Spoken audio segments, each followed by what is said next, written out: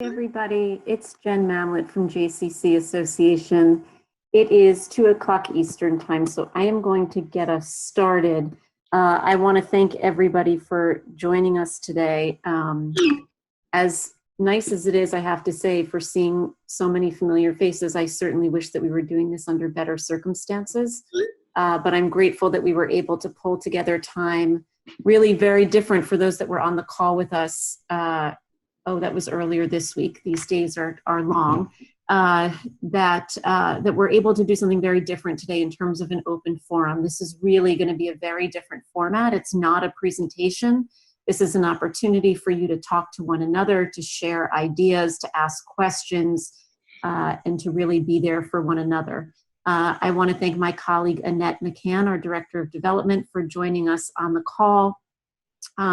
She and I are going to be listening for a couple of things. One, if there's anything that we can answer to be helpful, we obviously want to do that, but we're listening with a close ear to identify if there's other calls that we should be convening around particular topics that seem particularly relevant or important, or if there are outside voices or experts that we think we can bring back in to be a resource to all of you. We certainly want to be able to do that, which is why it was important that both of us were on this call kind of listening for different things. I'm going to ask that as a format for the call that, as I said earlier, if you can keep yourself muted when you're not speaking, that would be helpful. But please, if you have something to say or a question, you're going to unmute yourself, chime in. I know this can be challenging, so if we see that many people are trying to do this at once, we'll come up with a new way, maybe via the chat, and I can call on people, but I think we're going to be able to handle it. If you have questions that you would like to pose, but you'd like them to remain anonymous, if you're going to otherwise reveal something about your JCC that you don't want revealed, whether it's a staffing decision or a program decision, you can use the chat, send it to me, not to everybody. So I changed my name to JCC Association Jen Mamlett so that you can send it to me and I will ask those questions on behalf of whoever's asking, but I will do so confidentially. Similarly, if you have a comment that you'd like to be shared that way, I'm happy to do that, so that this can be as helpful and open as possible without anybody being in an uncomfortable spot. And before I turn it over, I just want to say one more thing about that. This is being recorded and we will share it back with the FRD group. If there's at any point something that's shared here that you wish weren't shared once this goes out more broadly, by all means you can let me know. I just want to remind us that each one of our JCCs is in a very different spot, facing the same challenges to be sure. And some of you I know are part of your leadership teams and may be involved in conversations, whether it's staffing decisions or programmatic decisions, where others of you may not be in the same position. So it's a little bit different when we convene a call across a cohort that has people at different levels within the organization or access to different information. We want this to be open. I want you to feel comfortable sharing, but I also just want to put that out as a statement, understanding that you're not all coming from the same JCC or the same exact situation. So with that, I'm going to stop. I was given a couple of questions, but I'm going to let the conversation start, and I will chime in with questions as everybody else will too. But anybody's free to take over.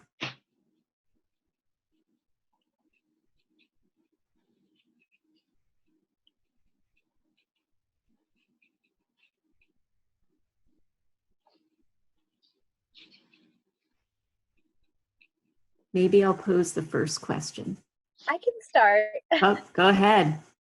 Hi. This is Ashley DePietro. I was on the call the other day and I had posed a couple of questions because first I just want to say I loved the format. And I think if this had happened to just my community or, something like that, then everything we were talking about on that call would have been 100% relevant.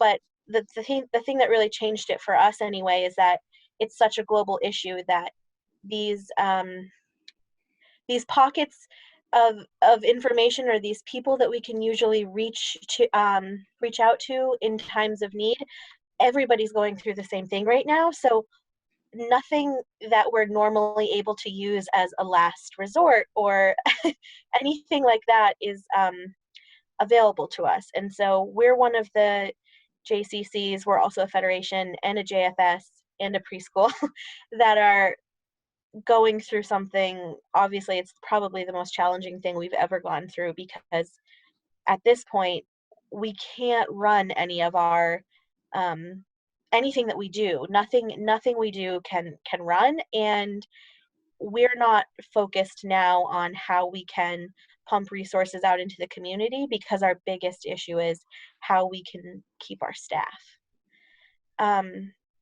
So yeah, I mean, I've been on any call I can think of. I've thought of everything I could possibly try to think of, and I just don't know what to do or what the answer is. Foundations, individual support, you name it, everybody's going through the same thing. So it's definitely a question, but I guess that sounded like more of a statement. But I guess that's sort of why I'm on this call anyway, is I don't know if I should continue to just try to be patient. I mean, there are 35 jobs on the line for me, so you know, I don't know what other thing I haven't tapped into that I might be able to think of.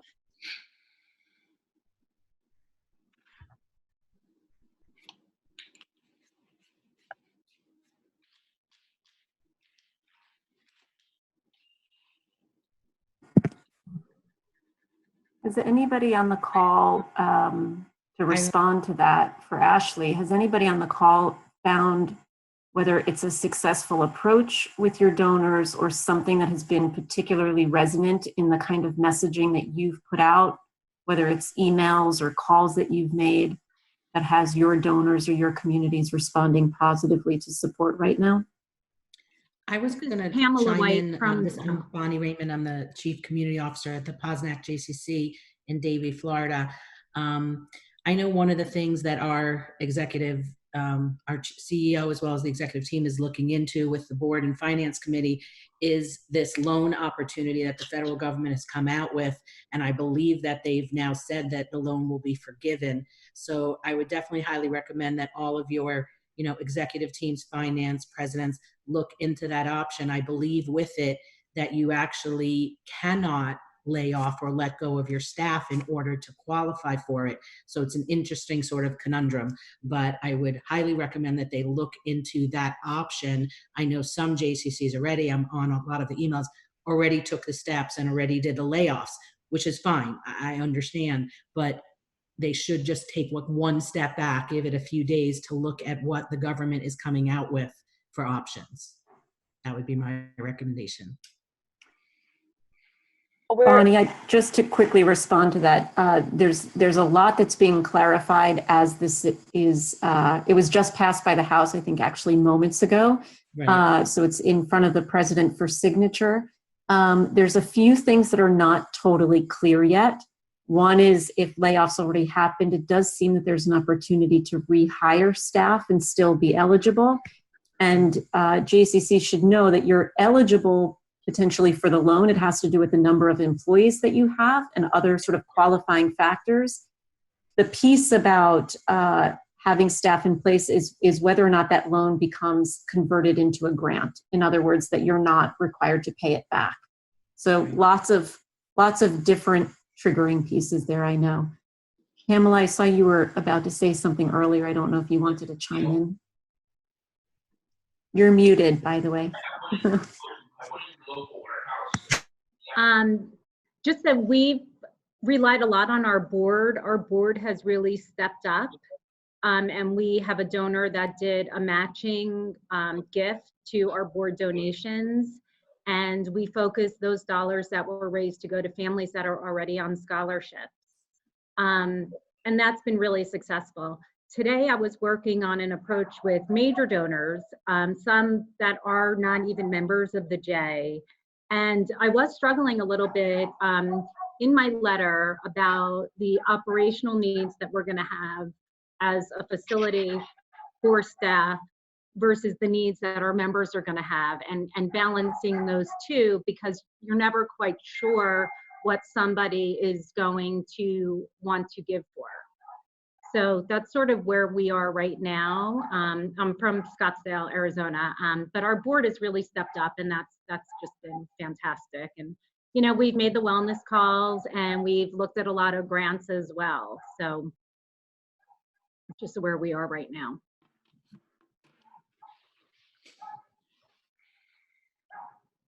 Okay. Thank you, guys.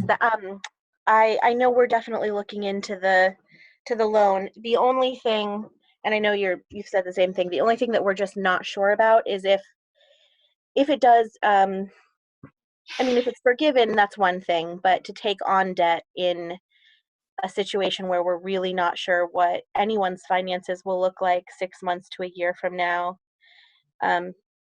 is a little bit nerve-wracking. But obviously, I mean, I'm lucky enough that our board and my executive director care more about our employees and saving our jobs than, you know, and they're more willing to take that on and worry about the debt later.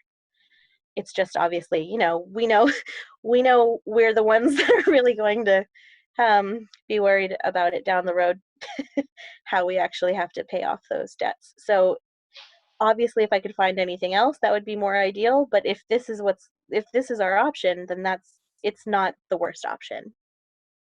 I'm not sure what the rate of, I don't know. I mean, I think we're in good standing to get that loan, but how do you know that you can get it?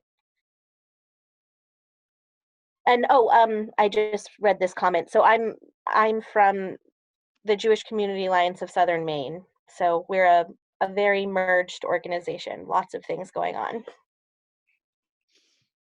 But thank you guys. Thank you. That's helpful. And it's nice to hear that the loan sounds like it's a good option maybe for some of us.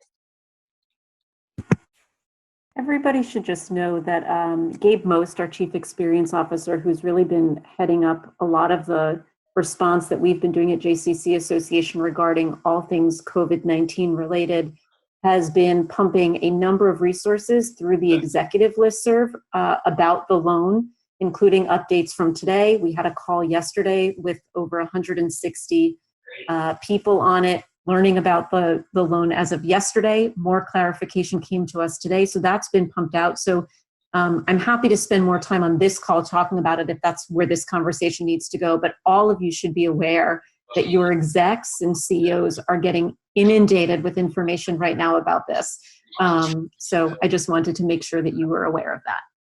3:30 maybe. Well, that's even better.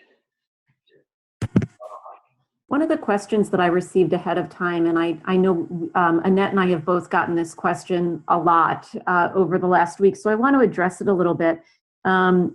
Several JCCs that sent a message out regarding tuition payments and the request to flip those into donations. For some of you, it's your school tuitions. For some of you, it's your membership dues, fill in the blank, any program support, that idea to flip. Specifically on early childhood, one of the questions that I keep hearing a lot about, because those tuitions are high, initial information went out, please consider flipping that. I know for some of you, parents have responded. In most cases where parents have responded, it's been light, I think, or lighter than maybe perhaps we would like that activity to be. And there's questions about both, should we be following up with phone calls to our early childhood parents? And how might all of you respond to parents, understanding that staff layoffs may be in the foreseeable future for some of your staff? How would you respond to parents who say, well, you're going to let our teachers go, so why do you need the support? So it's sort of twofold, if anybody wants to chime in with some guidance. Thanks, buddy. Take care. Hi, again, it's Pamela White from the Valley of the Sun JCC. We've had a fantastic response from our preschool families who were willing to then donate their tuition. And we've been just following up with phone calls to thank them. So we haven't been calling anybody that hasn't made a gift. I think we're going to wait a little bit and then follow up. But the response has been it's been surprisingly nice. And obviously we're putting this list of people aside because we know we can continue to cultivate them. But our only phone calls to the preschool families was going to be to thank them for their donations.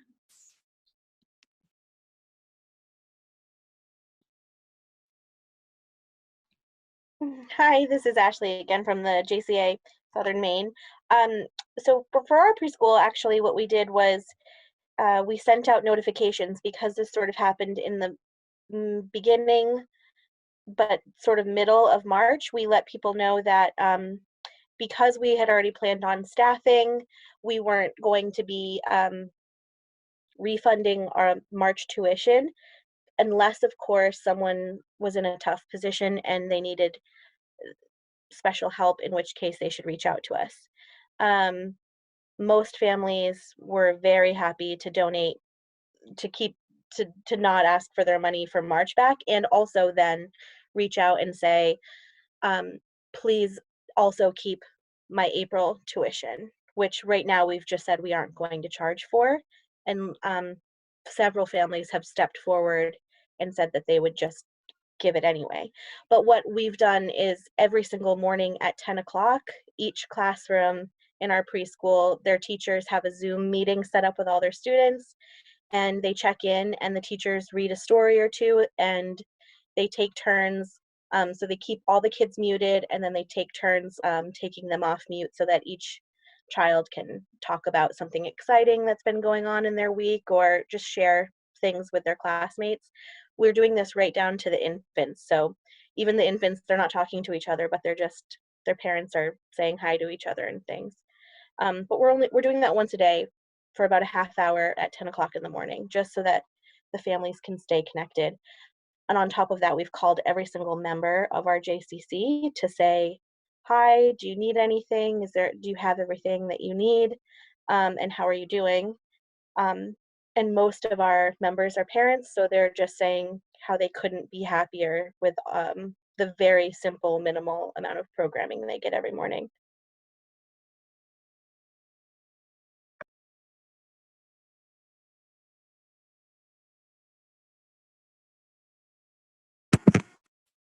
You see that Lisa just presented a question on the side about, is there a place where some of the appeals that are being used for tuition and membership donations are being shared? So I know that I've seen some things come across the FRD listserv.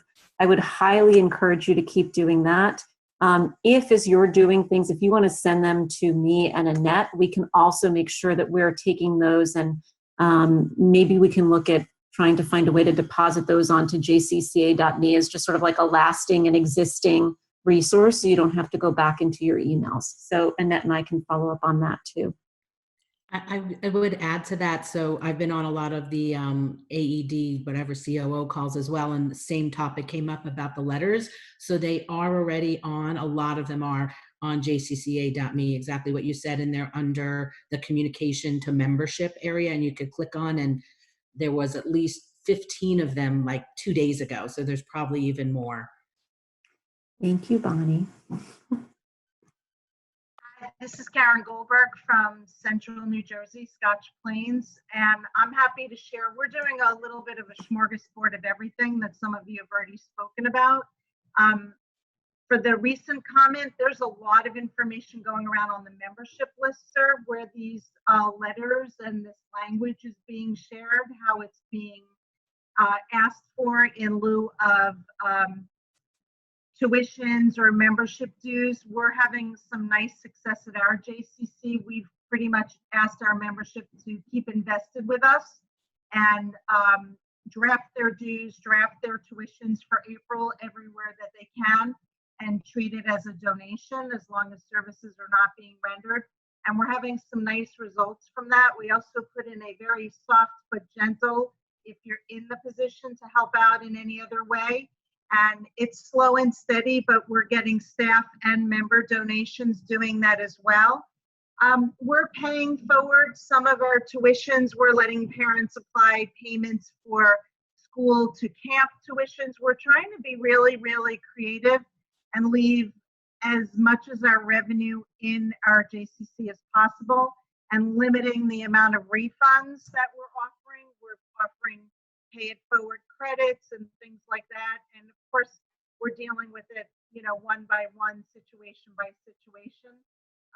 But it's been very rewarding to be on the receiving end of some really heartfelt, beautiful messages, especially from our longest standing members, 20, 30, 40 years in the community, that are just, as long as I can keep paying my dues, I will, to ensure that the JCC is here. And it's a tough emotional time for all of us. And at the same time, we're dealing with everything you're all dealing with, trying to figure out how to talk to donors, how to move forward with our fundraising initiatives, and frankly, how to hold on to our staff, which are near and dear to us. So it's been a challenge for sure, but I know that I've been visiting a lot of JCC websites. A lot of the information that everyone's looking for is right out there. So in my middle of the night hours when I can't sleep, I'm shopping all of your resources too. So I would encourage you to do the same. Karen, you just started talking about something. Somebody had shared a question with me regarding canceled or postponed galas or fundraising events in this period. How is everybody managing that? Are you rescheduling, looking at dates in the fall? Are you looking at virtual programming, or are you canceling altogether?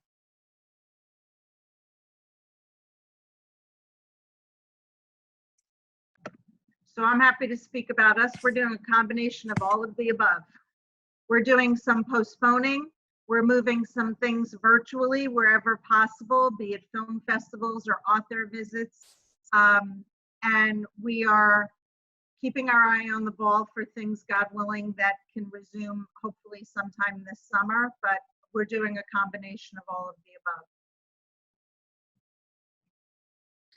above. This is Beverly Backrack from the David Posnack J.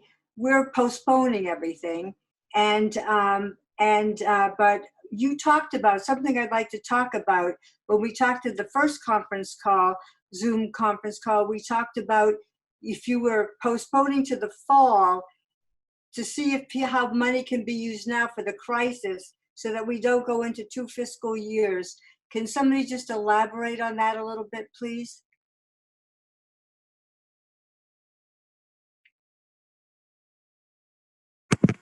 Just to clarify the question, are you saying that what is your fiscal year? Our fiscal year goes from June 30th and then the new one begins July 1st. Yeah. Does anybody want to respond to that?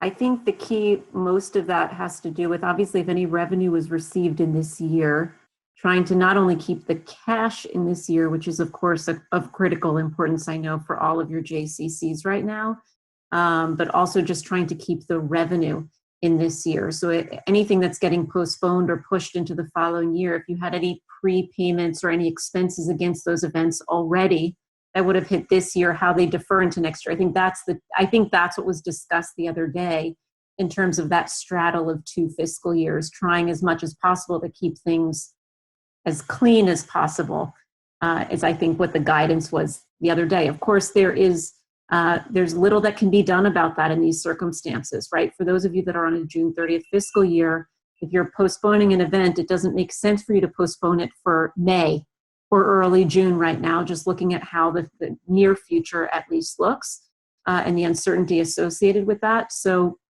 I would say this is where you're going to work very closely with your accounting teams and your finance teams to understand any prepayments that were made this year, how those actually get deferred into next year's budget, so that as revenue comes in your next year for that event a few months from now, it will all tie together. Thankfully, from an accounting perspective, events, both revenue and expense, get put in the same time frame when the event occurs, regardless of the activity. So this is really more about thinking for the near term. I think it's more about cash flow and stuff like that. Thank you.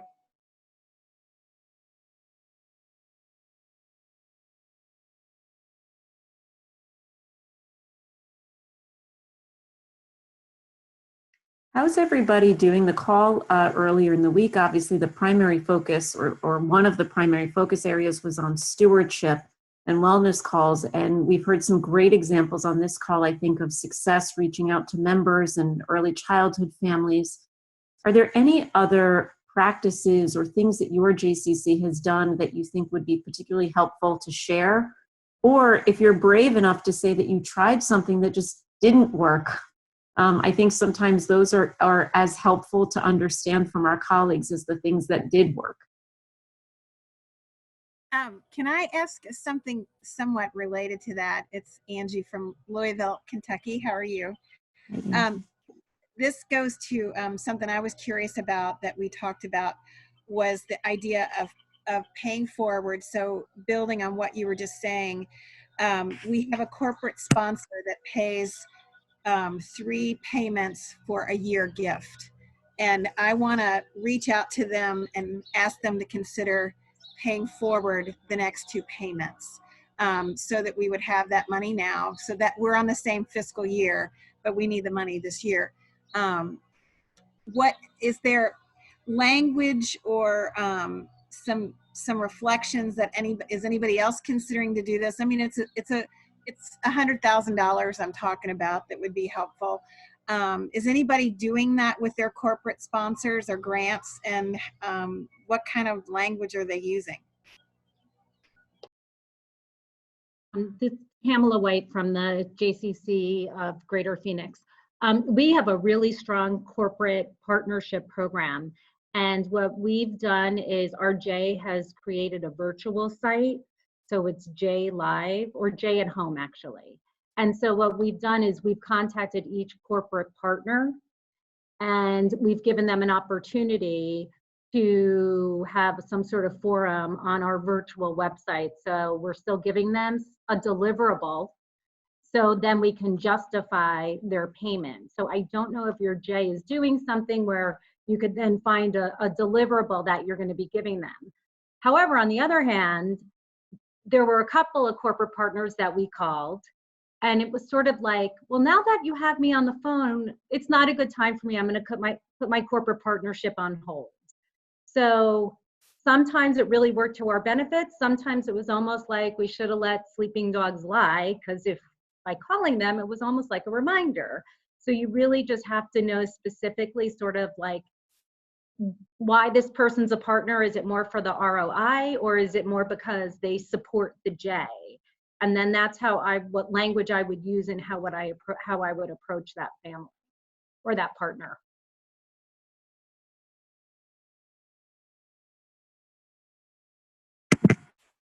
I'll just add that we at JCC Association are doing it too. We're reaching out to our partners, our donors, be them corporate, foundation, or individual, and asking those that we know that typically we are on a calendar fiscal year. So those that would typically pay at the end of the calendar year, we're asking them, Angie, the language that we're using is to accelerate their gift giving to address immediate needs. I would just add to what Pamela was saying to say, be prepared to answer how those funds are being used right now. If you are asking for payments to be made right now, I think it was great guidance to understand what motivates the donor. If you know that they have a particular care and affection for your staff, that's a great motivation. If that's not what's motivating them, if it is eyeballs and visibility to your membership, you can think of creative ways, whether you have a virtual library of things to tie their brand to, or out of your executive office, you send a note to membership, which I know is happening at every JCC. There's ongoing communication that just talks about, we want to thank those partners who have stayed with us during this time, and list them. Particularly if you have corporate or local, especially local businesses, because those local businesses are struggling. So for those of you that have banner programs or anything like that, where you're recognizing local businesses, I would start to think strategically about how can we still put their name out? How can we say that these are businesses that are caring for our community? When all of us come back, please make sure that you're supporting these businesses because they supported us. I think those, particularly from a JCC perspective on a local level, that can be extremely powerful right now.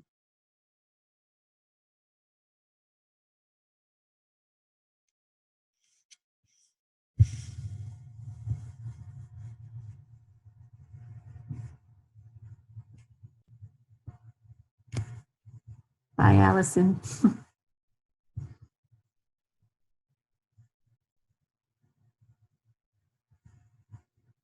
Other challenge areas or success areas?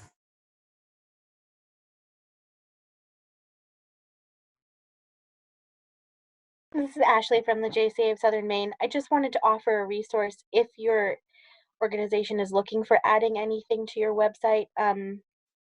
Because absolutely everything we do is not able to happen, including our food pantry. We've just switched our regular website over to a virtual experience. So when you go to our website, which is just mainejewish.org,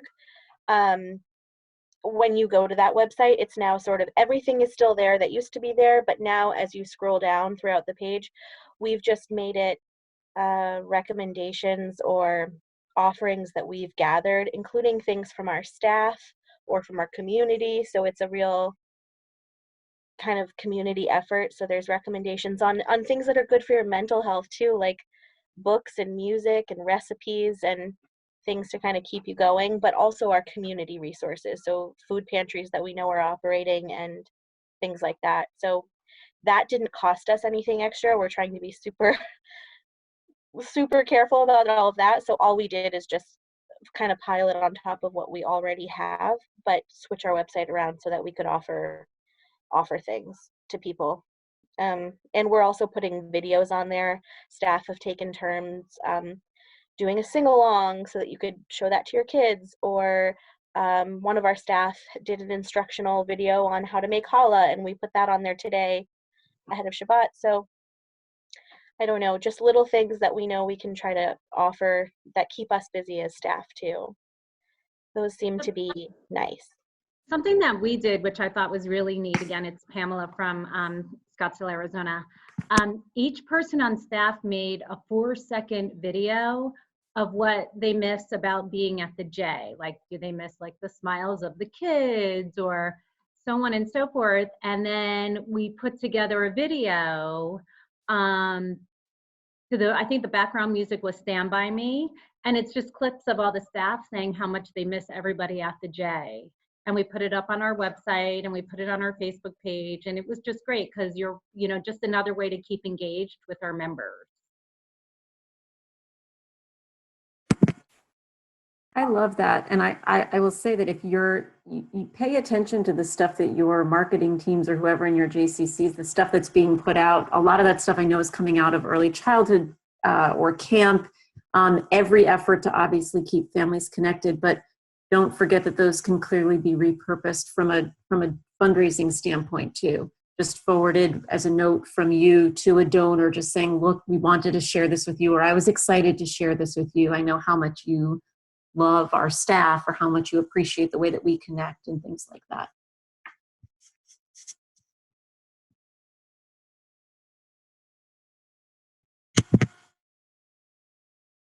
Hi, sorry. This is Mindy. I'm from the JCC in Manhattan. I'm really sorry that I'm late. What are we talking about?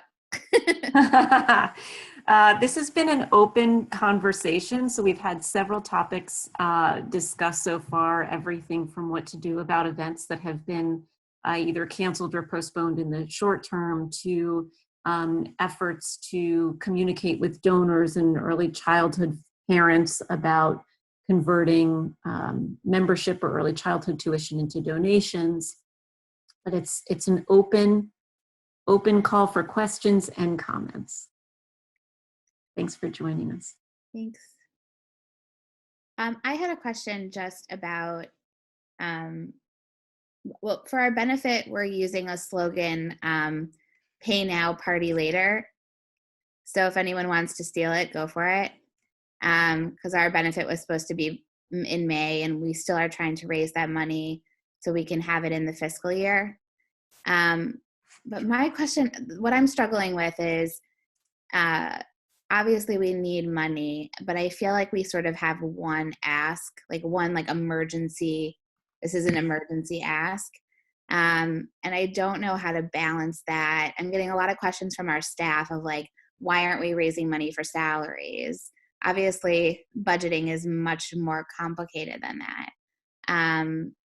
But what do you guys think about asking for emergency funding in this moment with the market and everything that it is? And how do you balance asking for emergency money when you might also be doing furloughing staff?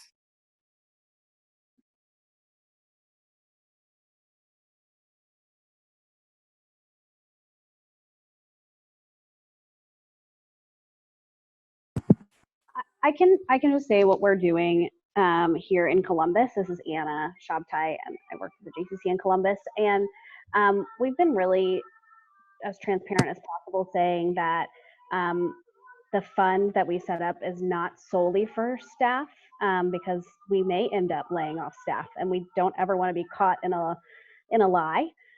So what we've been kind of talking about is the sustainability of the JCC and what that means beyond the crisis that we're immediately facing, and how, yes, that means some staff salaries, because we won't be able to come back from this if we don't have some staff, but it also means keeping on the lights and those kinds of things. And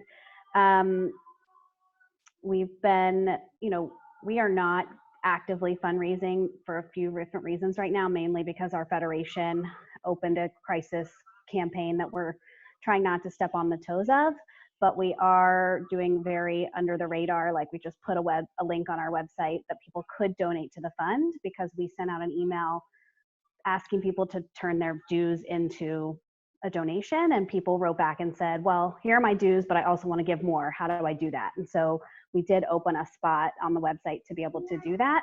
And we have started doing, these stewardship calls with our major donors and saying, how are you? And checking in with them. And eventually, probably after Passover, we'll have to do some heavier hitting kinds of conversations with them.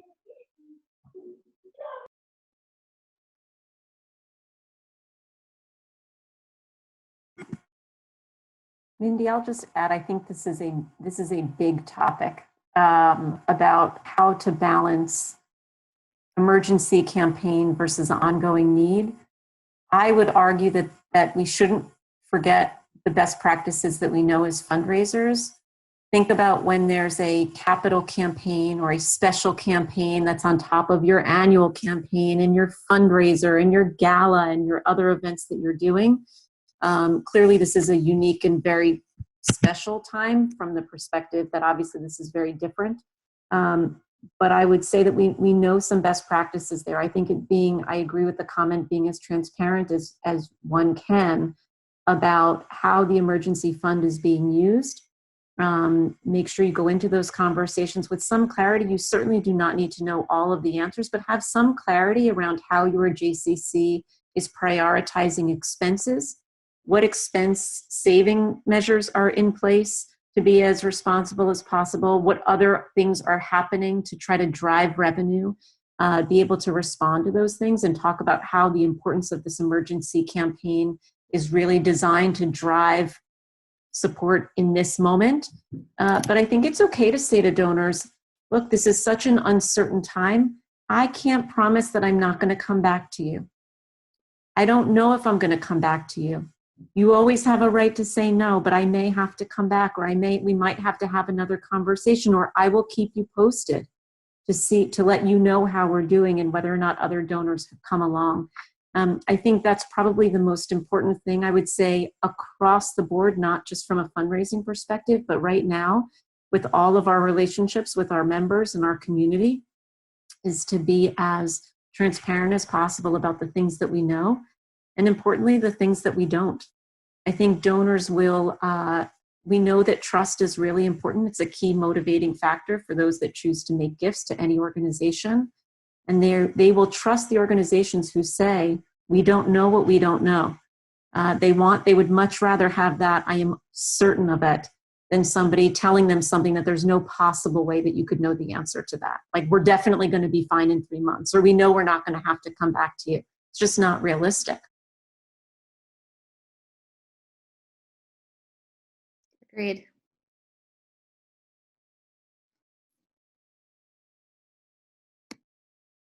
And again, this is Pam from Scottsdale or Phoenix. We were fortunate to have somebody do a match, and that always adds some excitement to any campaign. So if there's anybody that would be willing to do any sort of match, that's always encouraging for others to give.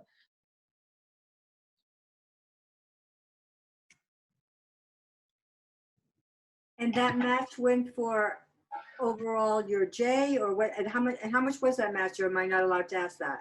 You know what? The match, what the match did was it went specifically. Somebody made a match for our board to match, and that money went specifically to families that are already on scholarship. I see.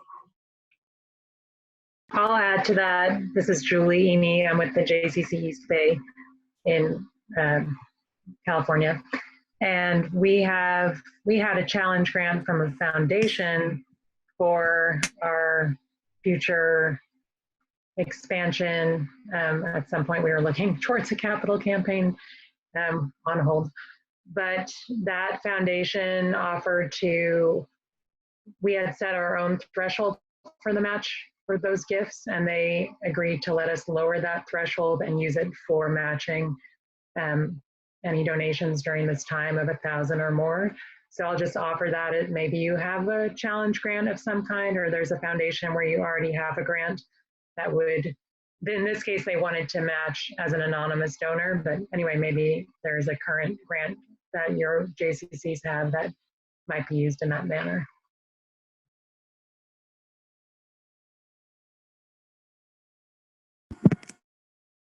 Thank you, Julie. What was the goal of that campaign?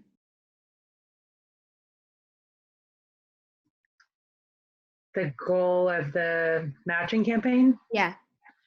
It's mostly that we did an initial email to donors that hadn't yet given this year last week. And then after the call on Monday, I concluded we kind of moved too quickly. There wasn't a big response.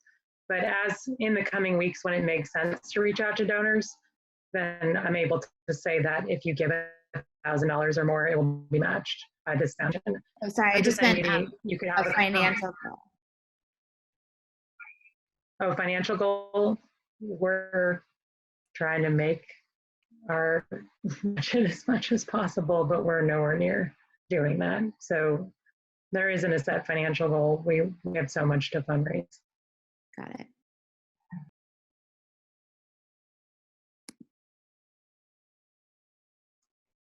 There was a question that came in about how people are leveraging development committee members, board members, your volunteers, not only obviously as donors, but truly in their ability to help steward relationships or do outreach. How is everybody leveraging volunteers right now, if you are?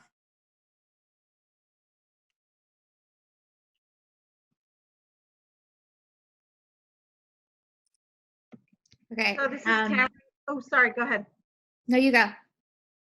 This is Karen again in Scotch Plains, New Jersey. So we've been using our development committee to kind of bounce some of our communications. We called an emergency Zoom call meeting, trying to keep them all engaged and involved and weighing in and having conversations about what is appropriate conversation and who is appropriate to be reaching out and when should we be reaching out.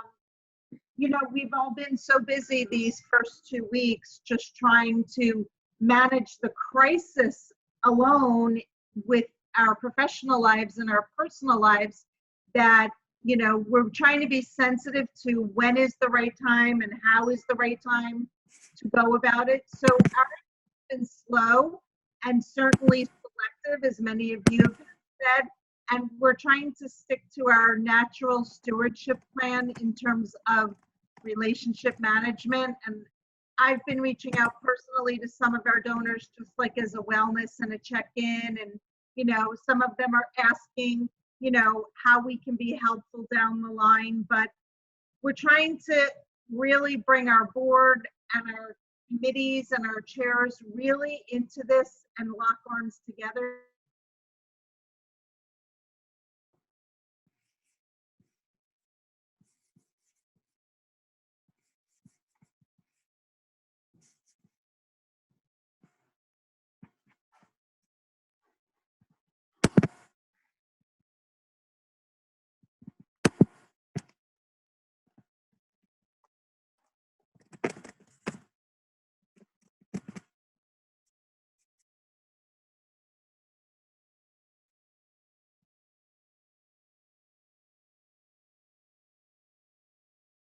allowed us to pivot in this moment.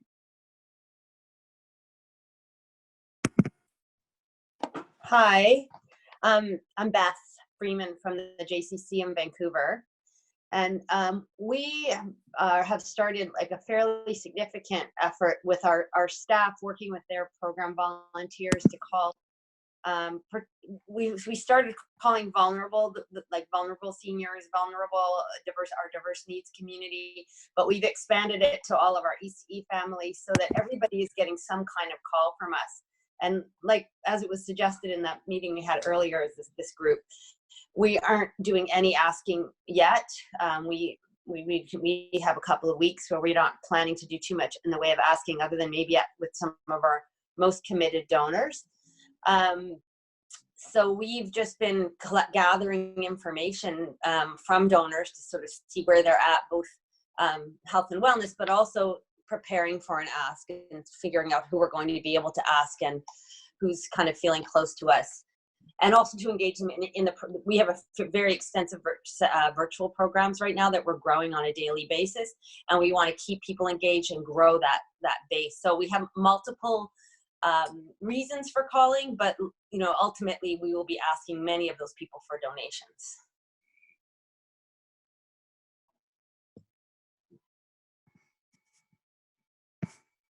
Hi guys, sorry about, I got bounced off. All of a sudden everybody froze and I got bounced, but I'm back. Beth, I just want to say that I agree with that from the piece that I came back in and listening to. As we know from the call earlier this week, it was a helpful reminder that it's those relationships that we're going to continue to steward and foster that will make it easier when you pick up the phone and call for a donation. It doesn't stop anybody from putting those calls together right now. If you need to be in a position where you're asking, it's okay to ask at the same time that you're checking in. If you can afford to wait, then it's great to wait. But I want to make sure that that's clear. I know that was a question the other day on the call.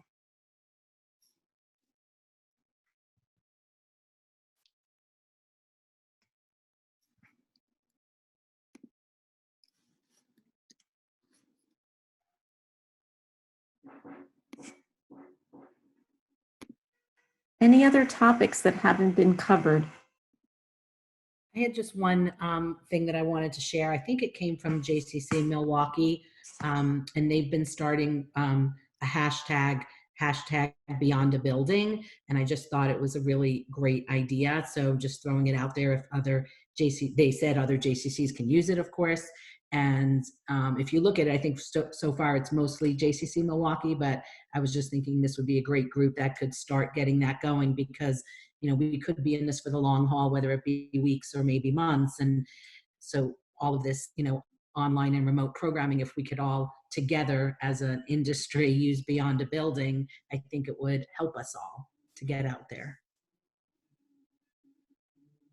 So just every time you're doing programming, they just end it, or when you're posting something, just do the hashtag Beyond a Building. I think it'll start to go viral, although I don't like to use that word anymore.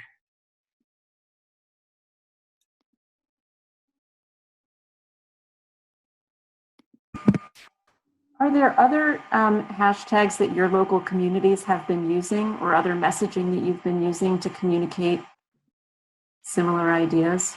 I happen to agree. I thought it was brilliant what Milwaukee did.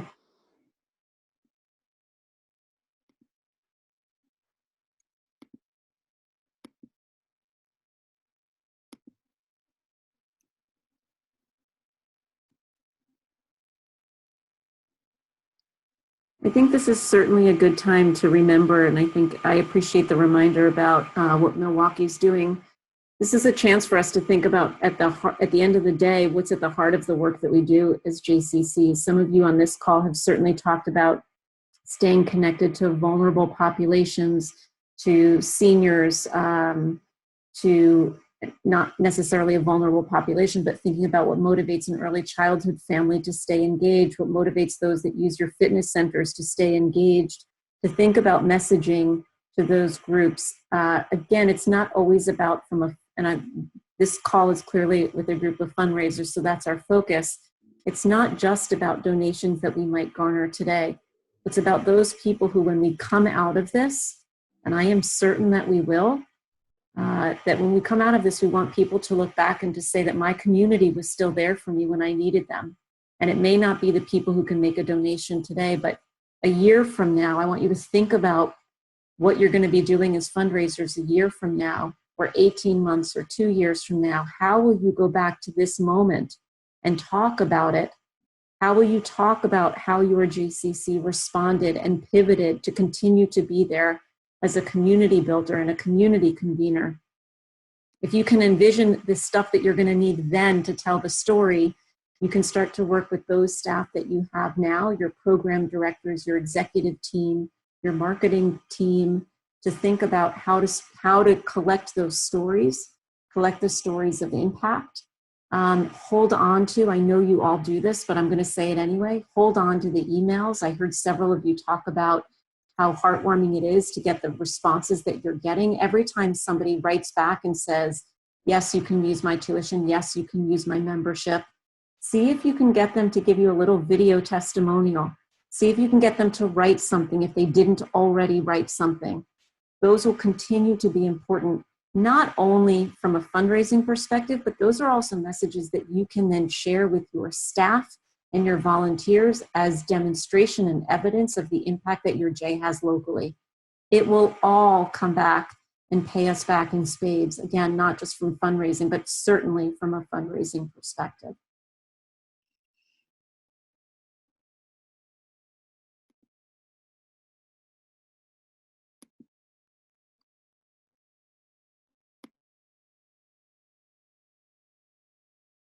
I'm going to let there be a little bit of a pregnant pause here. I'm keeping an eye on the time, but I want to make sure that we do get to any final topics or questions or comments that anybody has.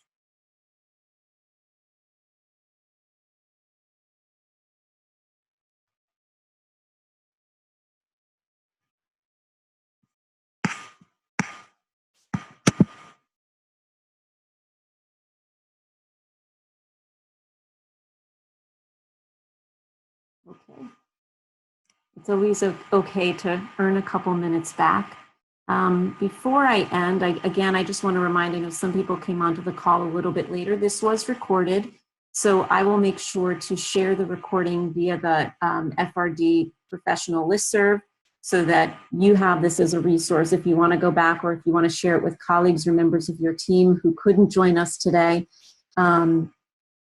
I want to thank everybody for sharing their ideas. Again, please keep using the listserv or feel free to send things to Annette and to me. We will make sure that resources are added to jcca.me. I appreciate those of you that have been on there and are able to tell us what kind of resources are already there in terms of membership letter examples and things like that. We are happy to continue to convene time like this and to make time available to come back together as colleagues. I would ask that you please email Annette, as you've been doing, if that continues to be of interest, or if there are specific topics or experts or resources that we could bring to lead another webinar for this cohort. But if there are not any final questions, then I want to wish everybody a peaceful Shabbat. I want to thank you from truly the bottom of my heart. I know the hard work that fundraisers have. I always say that you're the people who have to know everything that's going on in an organization all the time. To be working in these conditions makes that work that much harder. I hope you draw strength from the comfort and support of your colleagues and from me and Annette, because that's what we want to be here to do. And I wish you much, much success in the days and weeks ahead. And please continue to let us know how we can be helpful. Shabbat Shalom. Shabbat Shalom. Thank you. Shabbat Shalom.